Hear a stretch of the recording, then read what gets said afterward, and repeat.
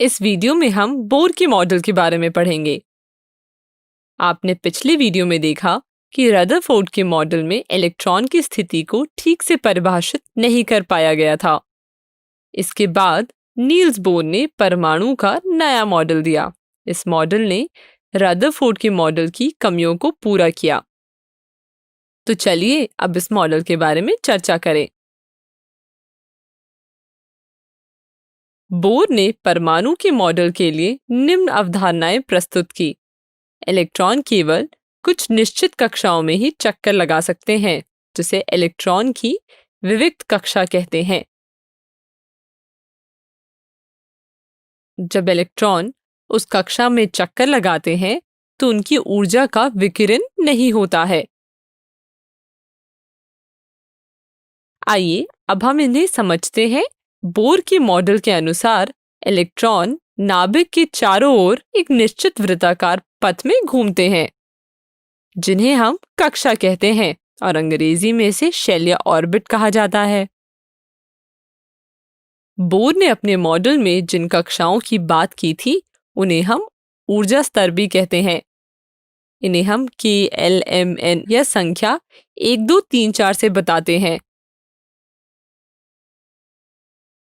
जब electron in कक्षाओं में से एक में होता है तो इसकी ऊर्जा निश्चित होती है।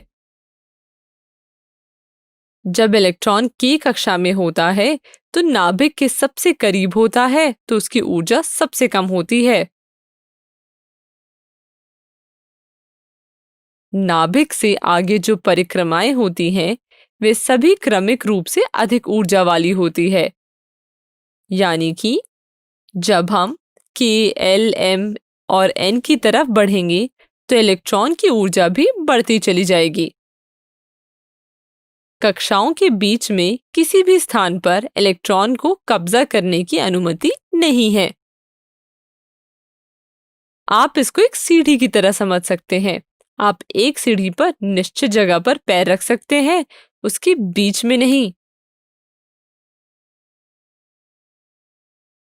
अपनी कक्षा से ऊपर की कक्षा में जाने के लिए इलेक्ट्रॉन को ऊर्जा लेनी पड़ेगी और निचली कक्षा में जाने के लिए छोड़नी पड़ेगी। क्या आपको इस मॉडल को देखकर कुछ याद आता है कि जो शायद आपने अपनी भूगोल की कक्षाओं में भी पढ़ा होगा? जी हाँ, यह मॉडल देखने पर हमें सौर मंडल, जिसे हम अंग्रेजी में सोलर सिस्टम कहते हैं, की तरह लगता है, जिसमें नाभिक सूर्य की तरह है और इलेक्ट्रॉन ग्रहों की तरह है।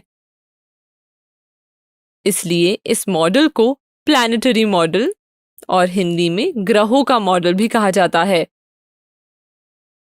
नील्स बोर के मॉडल ने परमाणु की संरचना को बहुत ही अच्छे से समझने में सफलता पाई।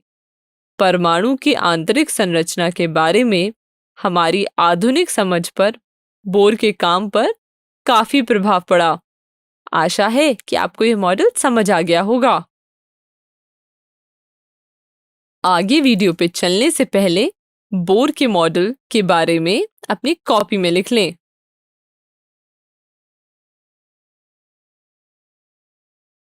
धन्यवाद।